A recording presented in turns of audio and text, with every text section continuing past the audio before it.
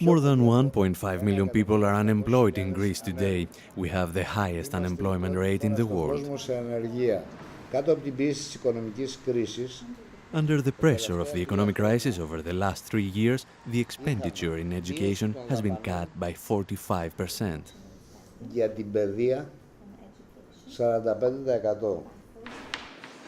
1,200 schools were closed down. The starting salary of a new teacher is just 640 euros.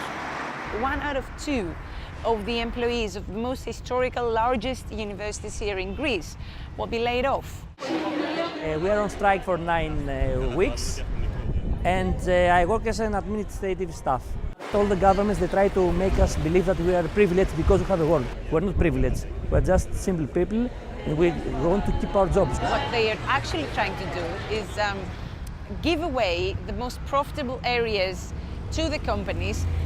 That means security, libraries, networks, the technical support, whatever. We're fighting against these things. We're fighting to ensure that public education will remain public, and we fight against the government, IMF and the European Union as well, that imposes this politics, because we know who our enemy is. The number of employees working in the health sector has decreased. As a result, today we have 2.5 doctors per 1,000 patients. The same applies for nurses. Their number, as a percentage of the population, is 50% lower than the average in OECD countries. Municipal as well as public employees face severe payment cuts. They lost their Christmas and Easter salaries. They don't even know if they will keep their job in the near future.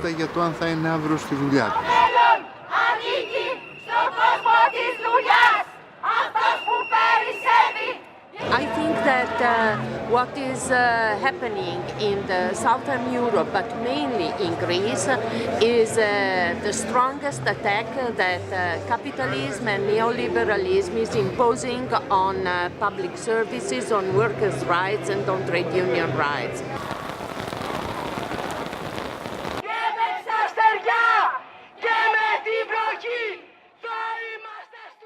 Fortunately, democracy was born in Greece. Unfortunately, modern Greeks, under the pressure from the IMF, have no right to enjoy their democratic rights.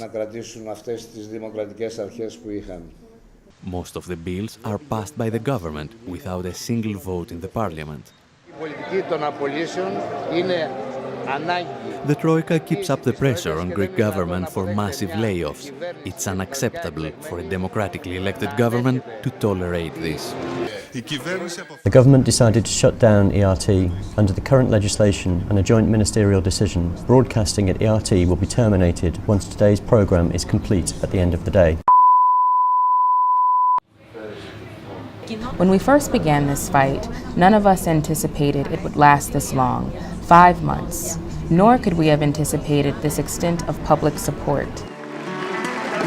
We have now reached a point where the government can no longer ignore the current situation, and it has to come up with a solution.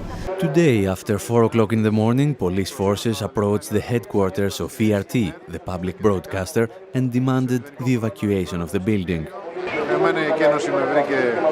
I was on the air when riot police units stormed the studio of the radio broadcaster. They asked me to stop speaking and turn off the microphone.